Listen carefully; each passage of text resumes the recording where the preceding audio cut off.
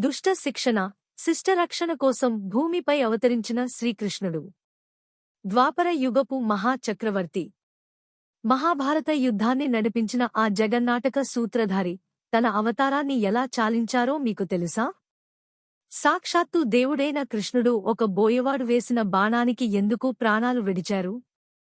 దీని వెనుక ఉన్న రామాయణ కాలం నాటి రహస్యం ఏంటి? ఈరోజు వీడియోలో శ్రీకృష్ణుడి చివరి క్షణాల గురించి తెలుసుకుందాం. కురుక్షేత్ర యుద్ధం తర్వాత తన కుమారులందరినీ కోల్పోయిన గాంధారి ఆ వినాశనానికి కారణం కృష్ణుడే అని భావించి, నీ వంశం కూడా ఇలాగే ఒకరిని ఒకరు చంపుకుని నాశనమవుతుంది అని శపించింది.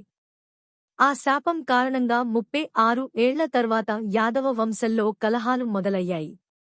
ప్రభాస తీర్థంలో యాదవులంతా మద్యం సేవించి ఒకరినొకరు చంపుకున్నారు. తన కళ్ల ముందే తన వంశం నాశనమవ్వడాన్ని చూసిన కృష్ణుడు అవతార సమాప్తికి సమయం ఆసన్నమైందని గ్రహించి అడవిలోకి వెళ్లారు. అడవిలో ఒక రావి చెట్టు కింద కృష్ణుడు యోగ ముద్రలో పడుకుని ఉన్నారు. ఆయన ఎడమ పాదంపై కుడి పాదాన్ని ఉంచుకుని ఉండగా దూరం నుండి చూస్తున్న జరా అనే బోయవాడికి ఆ పాదం ఒక జింక ముఖంలా కనిపించింది. వెంటనే జరా తన బాణాన్ని వదిలాడు. అది కృష్ణుడి పాదానికి తగిలింది. పరుగున వచ్చిన జరా అక్కడ ఉన్నది సాక్షాత్తు శ్రీకృష్ణుడని తెలిసి హతాశుడయ్యాడు. పాదాలమీద పడి క్షమించమని వేడుకున్నాడు.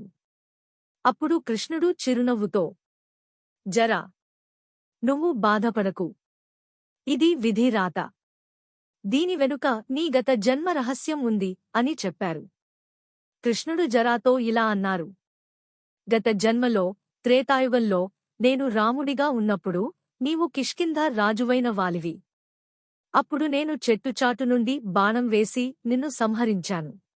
ఆనాడు నేను చేసిన పనికి ప్రతిఫలంగా ఈనాడు నువ్వు నన్ను కొట్టావు. ఏ ప్రాణి అయినా తాను చేసిన కర్మను అనుభవించక తప్పదు. నేటితో నీ రుణం తీరిపోయింది. అవును, ఆనాడు రాముడి చేతిలో చనిపోయిన వాలియే ఈ జన్మలో జర అనే బోయవాడిగా పుట్టి కృష్ణుడి మరణానికి కారణమయ్యాడు. భగవంతుడైనా సరే కర్మ సిద్ధాంతానికి అతీతుడు కాదని దీని ద్వారా మనకు అర్థమవుతుంది. కృష్ణుడికి బాణం పాదానికి తగిలితేనే ప్రాణాలు ఎందుకు పోయాయి అంటే, దీని వెనుక దుర్వాస మహర్షి కథ ఉంది. ఒకసారి కృష్ణుడు తన ఒళ్లంతా పరమాన్నం, పాయసం రాసుకున్నాడు. కాని పాదాల కింద రాసుకోవడం మర్చిపోయాడు. దుర్వాస మహర్షి కృష్ణుడికి వరం ఇస్తూ, నీ శరీరం వజ్రంలా మారుతుంది, కాని పాయసం అంటని నీ పాదాల దగ్గర మాత్రం నీకు మరణం సంభవిస్తుంది అని చెప్పారు. అందుకే బాణం అక్కడే తగిలింది. బాణం తగిలిన తర్వాత కృష్ణుడు తన భౌతిక కాయాన్ని వదిలి దివ్య స్వరూపంతో వైకుంఠానికి వెళ్లారు. కృష్ణుడు వెళ్లిన వెంటనే ద్వాపర యుగం ముగిసి కలియుగం ప్రారంభమైంది. సముద్రం పొంగి ద్వారకా నగరాన్ని మింగేసింది. కృష్ణుడు లేని లోకం చీకటిగా మారిపోయింది. కర్మ ఎవరినీ వదలదు అనేదానికి శ్రీకృష్ణుడి మరణమే అతిపెద్ద ఉదాహరణ. ఈ కథ మీకు నచ్చితే లైక్ చేయండి. శ్రీకృష్ణుడి జీవితంలోని మరో ఆసక్తికరమైన రహస్యం తెలుసుకోవాలంటే కామెంట్ చేయండి. మరిన్ని ఇలాంటి వీడియోల కోసం మా ఛానల్ని సబ్స్క్రైబ్ చేసుకోండి. జై శ్రీకృష్ణ.